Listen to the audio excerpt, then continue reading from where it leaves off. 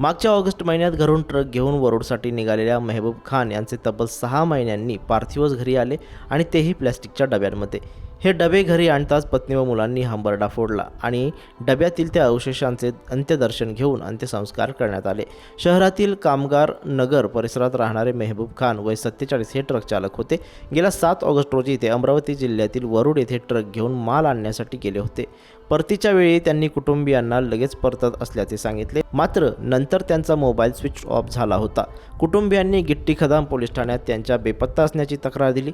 20 August रोजी जुना काटोल रोडवरील एका नाल्यात मानवी सांगाडा आढळला होता। त्यावेळी पोलिसांनी ओळख पटवण्यासाठी खान यांच्या कुटुंबियांना बोलावले। ते कपडे आणि बेल्टवरून कुटुंबियांनी हा मृतदेह मेहबूब खान यांचाच असल्याचे सांगितले होते। त्यावेळी गिट्टी खदान पोलिसांनी आकस्मिक मृत्यूचा गुन्हा दाखल केला होता। तपासात मेहबूब खान यांचा वरुड येथे खून झाल्याचे आढळल्याने वरुड पोलिसांनी खुनाचा गुन्हा दाखल केला। त्यांचा मृतदेह शवविच्छेदनासाठी मेयो रुग्णालयात पाठविण्यात आला। शवविच्छेदनानंतर तुम्हाला पार्थिव दिले जाईल असे कुटुंबियांना सांगण्यात आले होते, मात्र दुसऱ्या दिवशी ते मेयोत गेले असता मृतदेह शासकीय मेडिकलला पाठवण्यात आल्याचे सांगण्यात आले।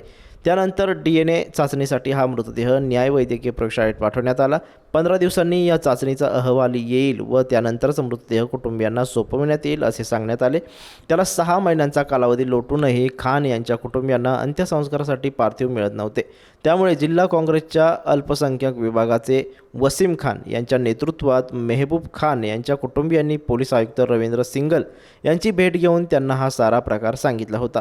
पोलीस आयुक्त लगेच न्यायवैद्यकीय प्रयोगशाळेत बोलल्यानंतर चाचणीची प्रक्रिया तातडीने पूर्ण करून मेहबूब खान यांच्या शरीराचे अवशेष असलेले प्लास्टिकचे डबे पोलिसांमार्फत मेहबूब खान यांच्या कुटुंबियांच्या स्वाधीन करण्यात आले।